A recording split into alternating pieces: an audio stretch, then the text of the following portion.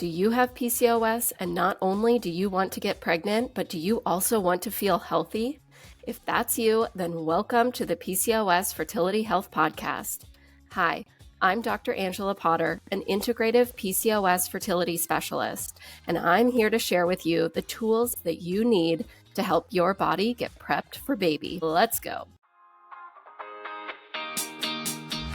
Today, you are going to learn about fertility medications for PCOS and when there is a red flag there for these fertility medications. So welcome. I am thrilled to have you here with me today, and particularly because what I know about you is that you are committed to your health, that you are an action taker, and you don't take no for an answer, and you not only want to get pregnant, but you also want to feel healthy and set up for a healthy baby and a healthy pregnancy, which is so cool because that's my expertise, is to help you with your fertility and help you get your body prepped for baby. I love that you're here with me today because we are going to talk about this important misconception and red flag to watch out for in regards to fertility medications.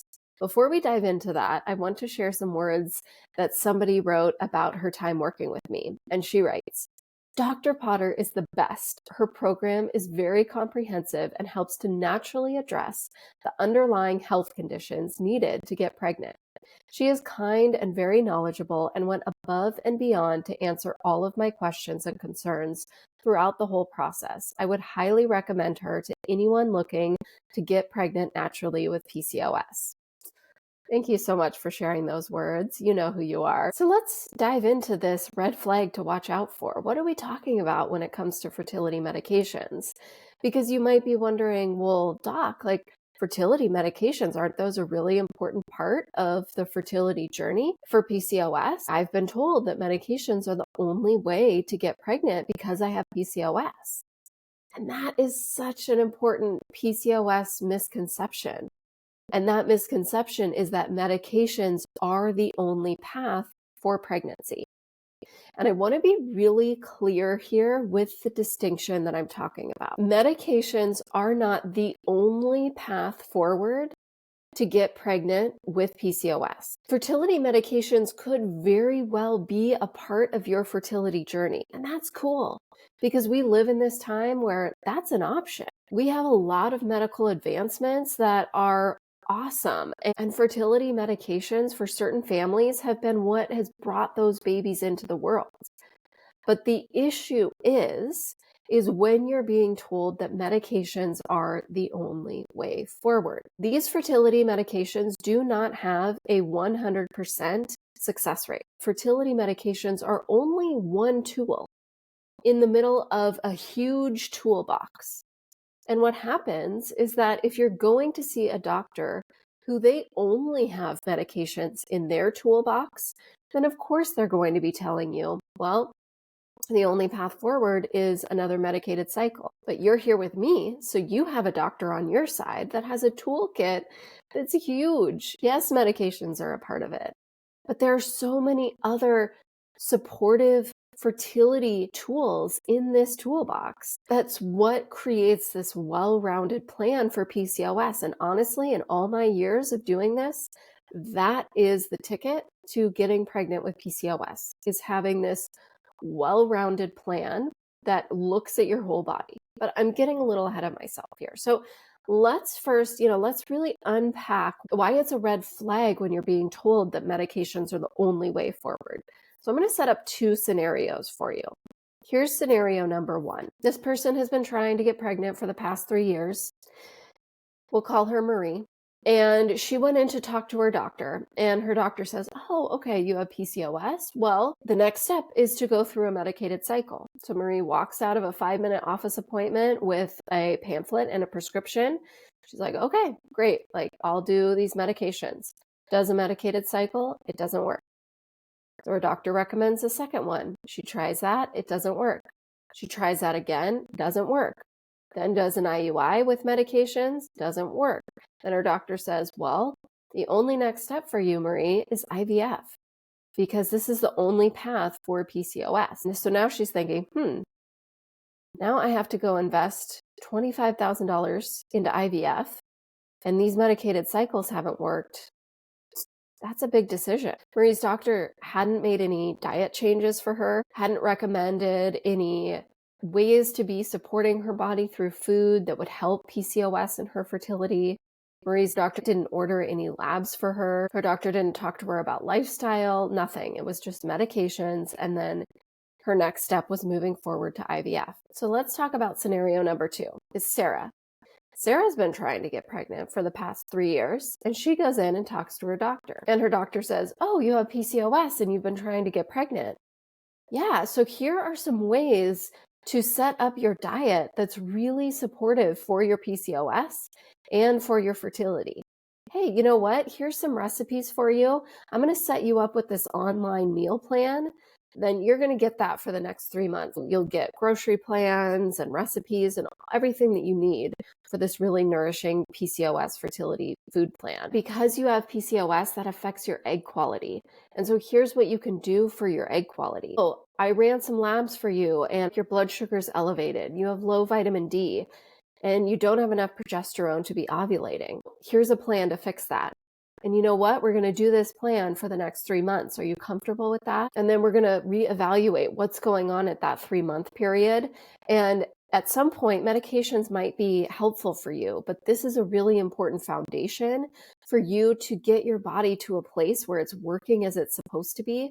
So then if and when you need those medications, they're going to work better than they would if we tried them right now. So do you see how that difference is between Marie and Sarah? Sarah might need to go use some fertility medications, but her body is going to be set up for them to work in such a different way than Marie's body was. Do you see how that if Sarah is working on those changes that her doctor was helping her with, that over 3 months, 6 months, how she has such a greater chance of those medications working? And guess what? She has a chance of getting pregnant naturally. That's what I see in my practice. I was working with somebody who her previous doctor had told her that nothing but medications would work for PCOS. Like there just was no hope. She was told that no diet, no lifestyle, no supplements. She was told outright that none of those would work. And she was like, that just doesn't feel right for me because I've tried these medications and they don't feel good in my body. And in fact, I was seeing symptoms in my body that made me feel like I was going in the opposite direction. So that's when she found me and started working with me. I ordered labs for her, found out it was very clear to me why she wasn't ovulating, why she wasn't having regular cycles. And so I got her on a plan that turned those around. She was having a 33-day cycle within that next month, and then was having regular cycles every month for the next 4 months. And then she was pregnant naturally, didn't need the medications like her previous doctor had told her would be necessary. And if you want my eyes on your labs to help you understand what that missing link is so you could have a success story like this person, your first step and the first step that she took is to book a free PCOS fertility breakthrough session. And you can book yours at drangelapotter.com/PCOS. So do you see how those two scenarios are different? How Marie's scenario, getting medications right away, and then Sarah setting up this health foundation first and then seeing what needs to happen. And you might be thinking, wow, Sarah worked with an amazing doctor. Is that something that's just in my dreams? Are there actually doctors out there that do that? Guess what? Yes. And you're listening to one. So I have set up my practice in just that way. You get meal plans from me that include grocery lists and recipes. I do comprehensive fertility testing for you and interpret your labs from a fertility perspective that's necessary for PCOS. We're talking about egg quality when you're working with me. We're talking about gut health and all these important things that need to be addressed and identified when you have PCOS and you want to set yourself up for feeling healthy and having optimal fertility. So yes, this is not just a dream, it is reality. So it's not that medications are bad. And we celebrate that we live in a time when these fertility medications are available, but you want to get your body prepped for baby. You want to feel healthy and you want to be set up for a healthy baby and a healthy pregnancy. And when you're in that place, you don't want to just go in and get a medication. No, you want to create this fertile environment in your body so that you're feeling healthy and your body is working as it's supposed to be. And you want to see what opens up naturally. And then, sure, if you need that medication to just get you over the edge there, great. That is another tool in the toolkit. So today you've learned about this red flag when you are being told that medications are the only path forward for fertility.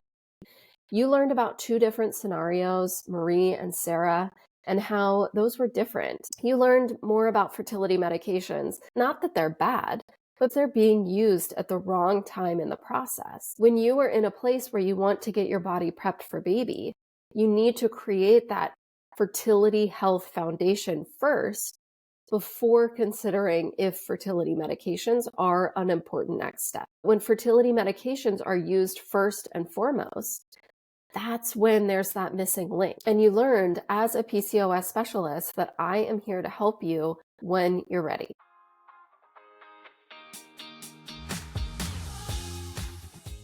It is possible to get regular periods and to ovulate on your own when you have PCOS. I see this all the time in my practice, and women with PCOS are getting pregnant every single day.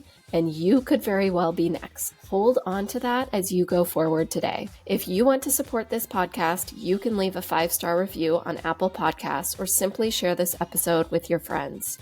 And as a reminder, the information on this podcast is just that. It's information, and it should not replace the medical advice that you are currently getting from your doctor. Thanks so much for being here. I'll see you right back here next Wednesday.